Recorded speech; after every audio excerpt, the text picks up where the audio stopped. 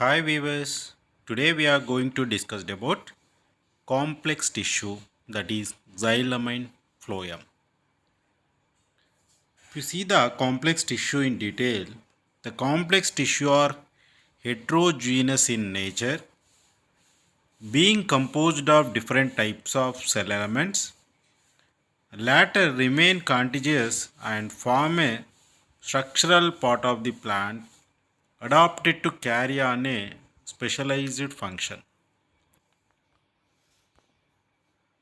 Xylem and phloem are the complex tissues which constitute the component part of the vascular bundle. They are also called as vascular tissues. The vascular system occupies a unique position in the plant body, both from the point of view of prominence and physiological importance. The term vascular plants has been in use since a long time. In recent years, a new phylum, Tracheophyta, has been introduced to include all vascular plants. It covers Pteridophyta and Spermatophyta of old classifications. Vascular bundle form a continuous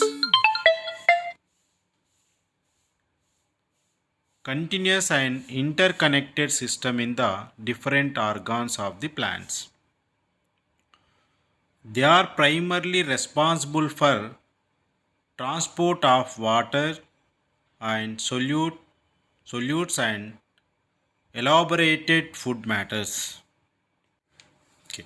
They are primarily responsible for transport of water and solutes and elaborated food matters. If you see the main complex tissues are two types we are already discussed. The first one is xylem. If you see the xylem is a complex tissue forming a part of the vascular bundle. It is primarily instrumental for conduction of water and solutes and also for mechanical support. Primary xylem originates from the procambium of apical meristem and secondary xylem from the vascular cambium. As a complex tissue, it consists of different types of cells and elements, living and non-living. The tissue composing xylem are tracheids, trachea are vessels, fibers called xylem fibers are wood fibers, and xylem parenchyma. Referred to as xylem or wood parenchyma, of the above mentioned elements, only the parenchyma cells are living and rest are dead. A term hadrome was once used for xylem. It included the elements excepting the fibers.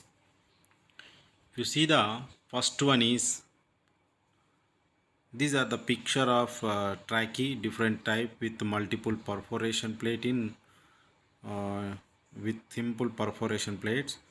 And if you see the tracheids, the a tracheid is a very much elongate cell occurring along the long axis of the organ. The cells are devoid of protoplast and hence dead. A tracheid has a fairly large cavity or lumen without any contents and tapering blunt or chisel like ends. The end walls usually do not uniformly taper in all planes. Tracheids are round or polyhedral in cross section. They are really the most primitive and fundamental cell types in xylem from phylogenetic point of view. The wood of ancient vascular plants was exclusively made of tracheids. This is the only type of element found in the fossil of seed plants.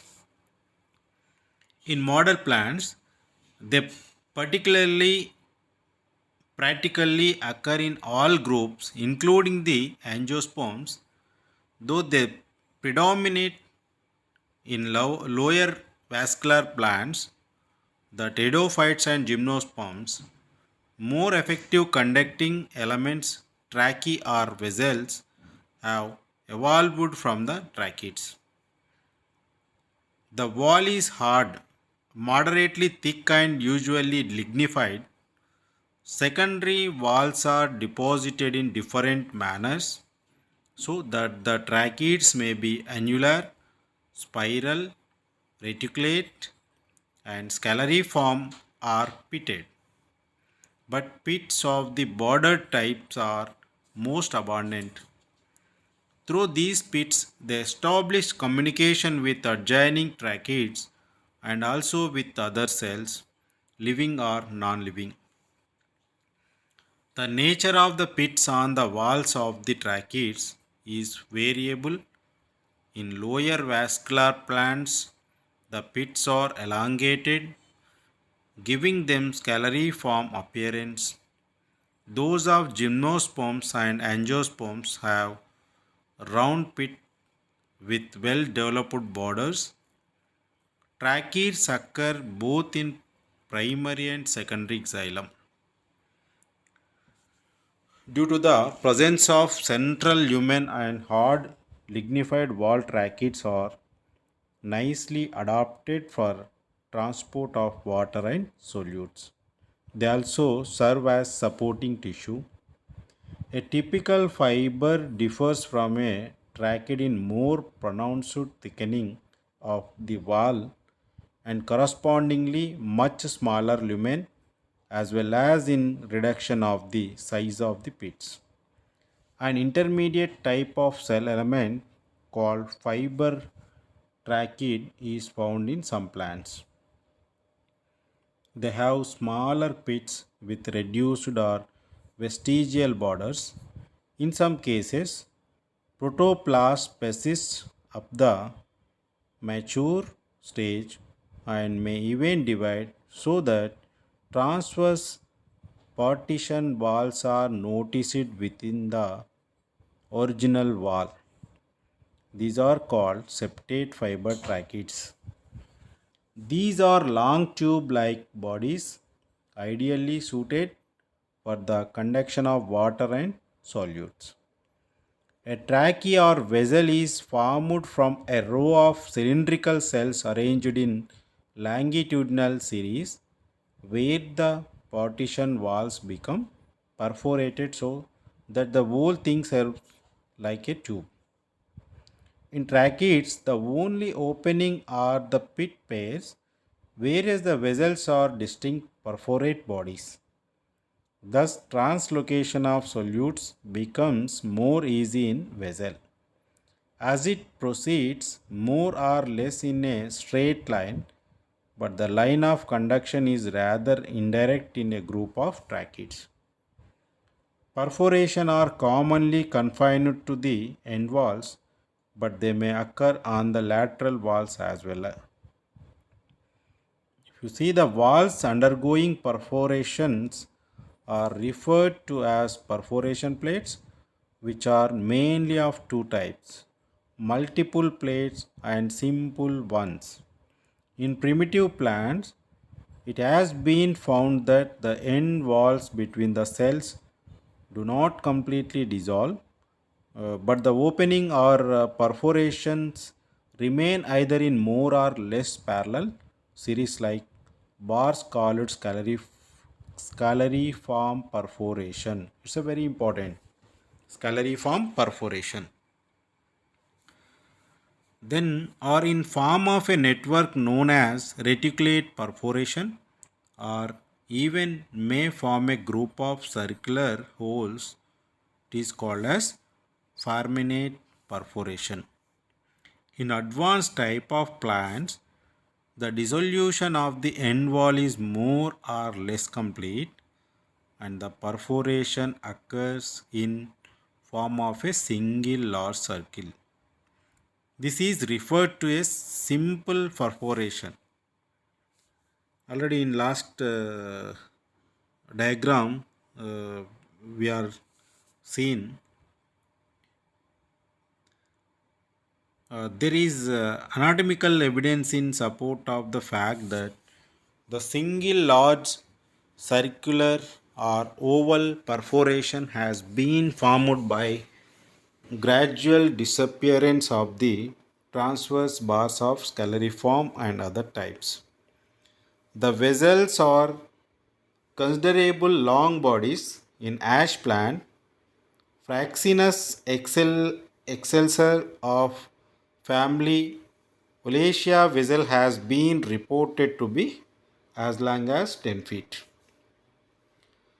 Like tracheids, these elements are devoid of protoplasm and have hard and lignified cell wall with different types of localized thickenings. Some forms intermediate between typical tracheids and vessels have been noticed. These elements, analog to fiber tracheid, are called vessel tracheids. If you see the vessels, a vessel or a second one, this is the vessel, antagony of a vessel. If you see, a vessel or a trachea originates from a row of meristematic cells of procambium procambium or vascular cambium, which remain attached end on end in longitudinal series. As usual, the cells grow as secondary walls are laid down. Only the primary walls where perforation will take place remain uncovered. The secondary walls undergo lignification and other changes. The protoplast in the meantime becomes progressively more and more vacuolated and ultimately dies and disappears. The primary walls swell due to increase of pectic intercellular substance and breakdown, thus forming the continuous vessel. It should be noted that a vessel or trachea arises from a group of cells, unlike a trachea, which is an elongated imperforated single cell. The individual cells taking part in the formation of the vessel are called vessel elements. Then the wall of vessels are thick, hard and lignified. The secondary walls are deposited in different patterns so that the thickening may be ring-like, spiral, scalariform, reticulate or pitted. The pits are mostly of border types. The tracheids are more primitive than the vessels. In fact, in the primitive types of vessels, the form of a tracheid is maintained, but with advance in evolutionary line, the diameter of vessel may so much increase that it may become drum-shaped in appearance.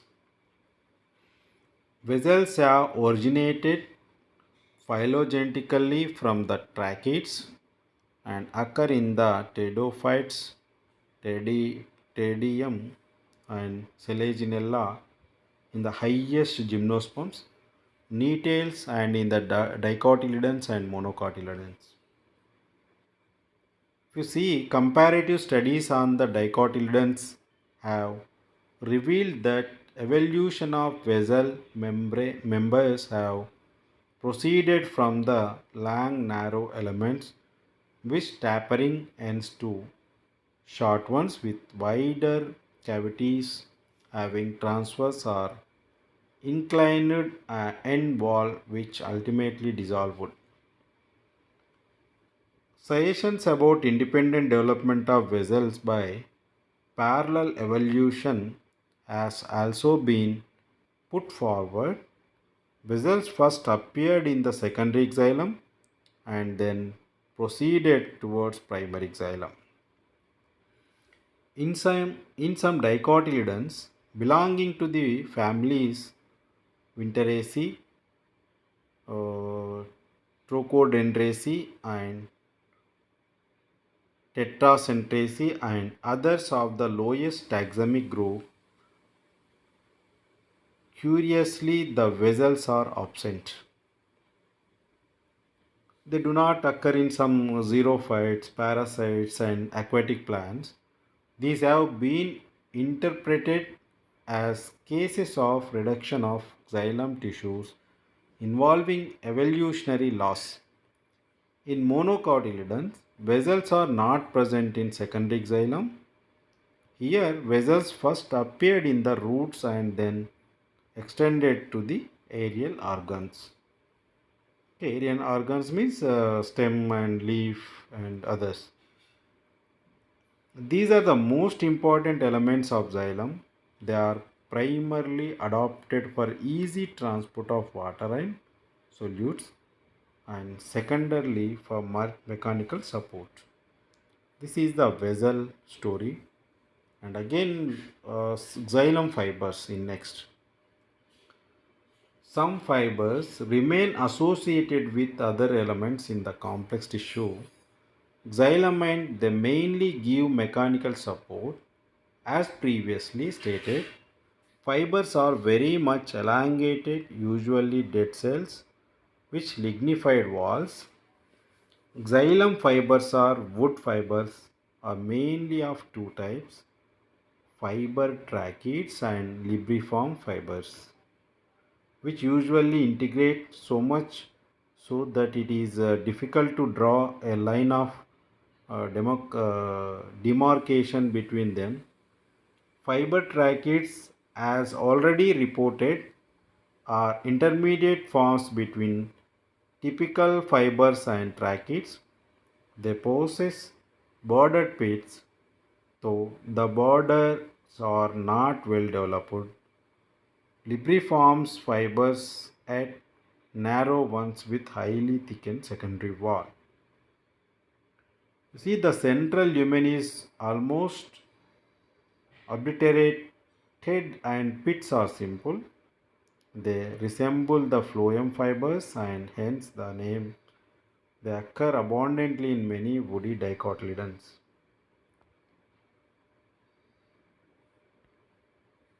Yeah.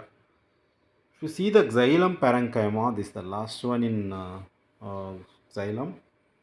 Living parenchyma is a constituent of xylem of most plants. In primary xylem, they remain associated with other elements and derive their origin from the same meristem. In secondary xylem, parenchyma occurs in two forms. First one is xylem parenchyma is somewhat elongate cells and lie in vertical series attached end to end, and another one is ray parenchyma. Cells occur in radial transverse series in many woody plants. Parenchyma is abundant in the secondary xylem of most of the plants, excepting a few conifers like Pinus, Taxus, and Araucaria. These are the only living cells in xylem. The cells may be thin-walled or thick-walled.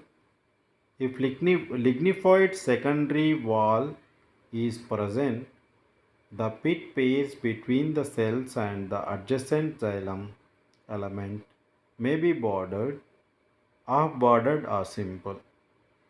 Between two parenchyma cells, the pit is obviously simple. These cells are particularly meant for storage of starch and fatty food. Other matters like tannins, crystals, etc. may also be present. As a constituent part of xylem, they are possibly involved in conduction of water and solutes and mechanical support. This is the xylem parenchyma. Then if you see the phloem, the other specialized complex tissue forming a part of the vascular bundle is phloem. It is composed of sieve elements. sieve elements. This is the first one, and companion cells, second one, parenchyma, third one, and some fibers. This is the fourth one. And sclerotic cells may also be present. This additional structure. Phloem is chiefly instrumental for translocation of organic solutions, the elaborated food materials in solution. The elements of phloem originate from the procambium of apical meristem or the vascular cambium. This is the phloem's short description. If you see the another one, two terms bast and leptome have been used for phloem, though they are not exactly synonymous with it. Bast, derived from the word bind, was introduced before the discovery of sieve elements.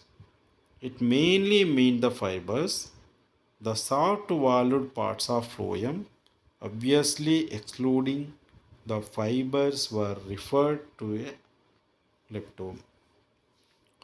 Uh, In this phloem, the first one, if you see the first one, sieve elements.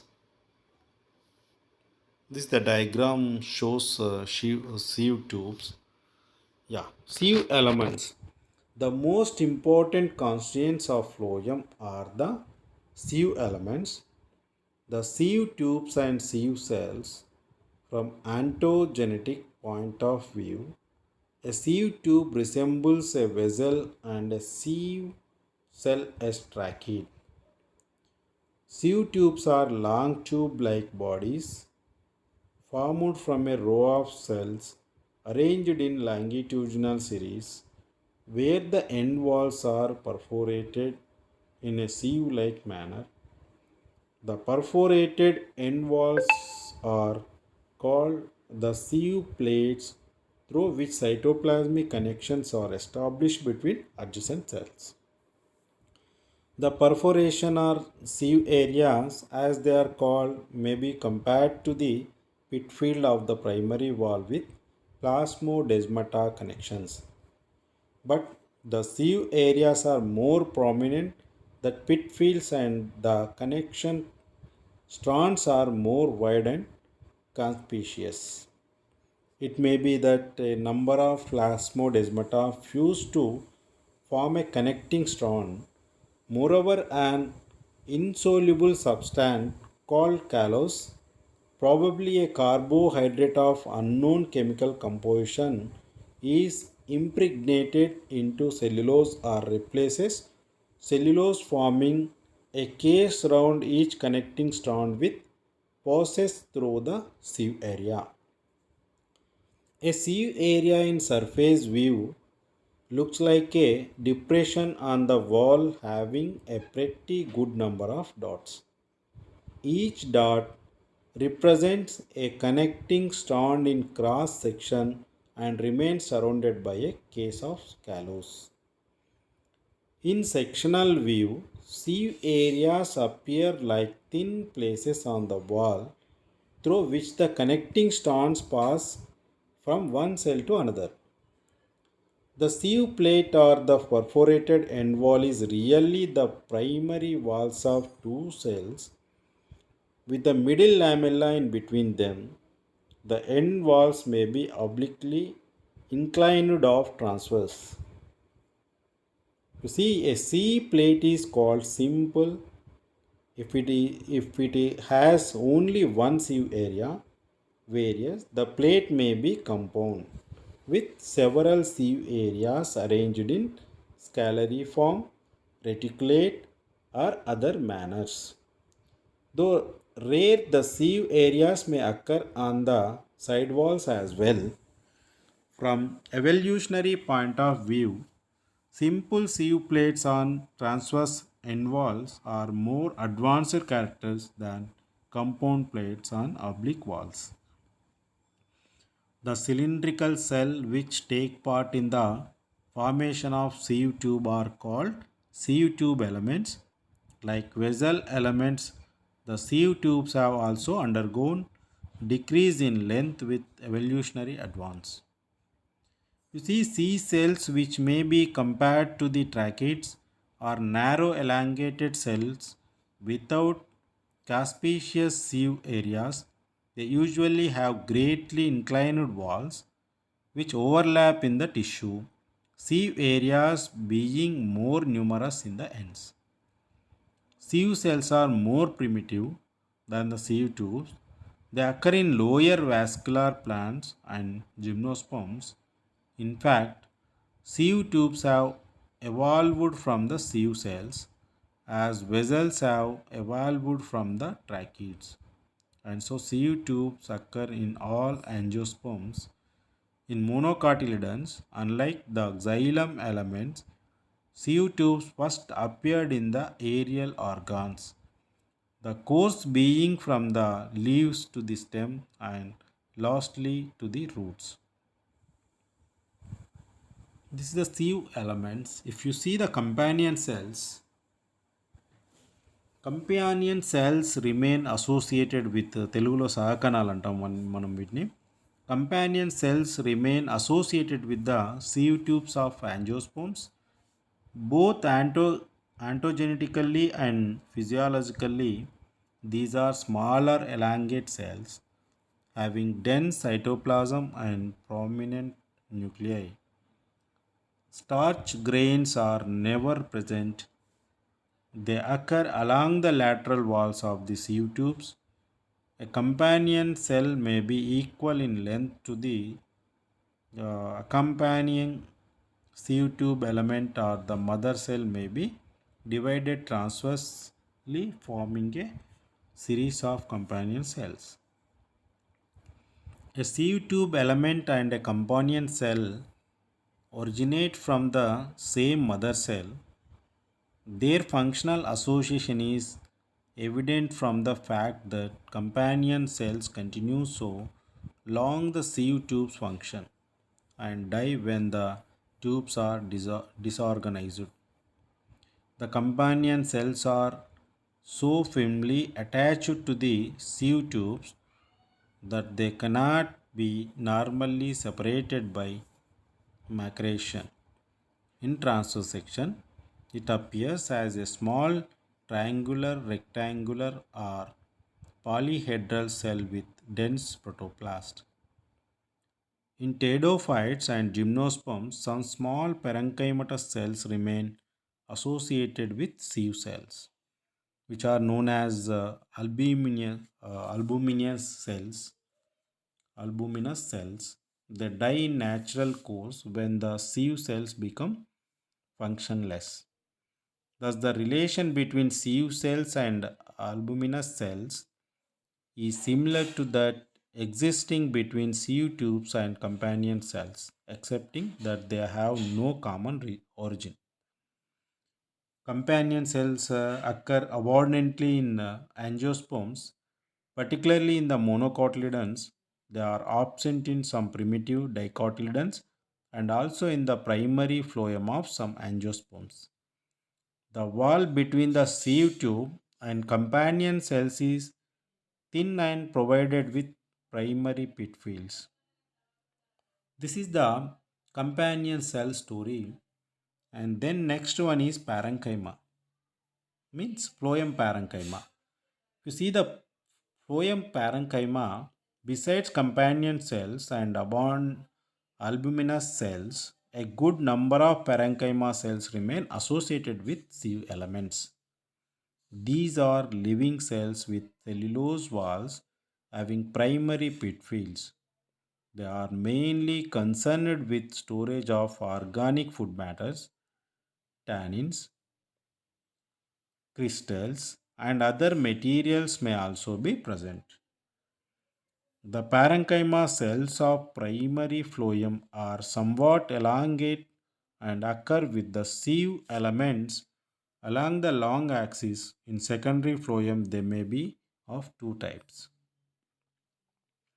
Those which occur in vertical series are called phloem parenchyma, and other occurring in horizontal planes are known as ray cells. The position being just like the parenchyma and ray cells of secondary xylem. The cell wall is primary composed of cellulose. Parenchyma is absent in the phloem of monocotyledons. You see the last one, the fibers. Fibers, sclerenchymatous fibers constitute a part of phloem in a large number of seed plants, though they are rare in pteridophytes and some spermatophytes. They occur both in primary and secondary phloem. These are typical elongated cells having interlocked ends and lignified walls with simple pits. The fibers of primary phloem are essentially similar to those occurring in cortex and secondary phloem. They are of considerable commercial importance as these fibers are abundantly used for the manufacture of ropes and coats. The flax fibers, unlike others, have non lignified walls, and sclerotic cells are often present in primary phloem. They probably develop from parenchyma with the age of the tissue. So it is a case of secondary sclerosis. This is the fiber. Okay. Yeah. The conclusion of this is the total complex tissue history and story. As of now, we have studied. Thank you, one and all.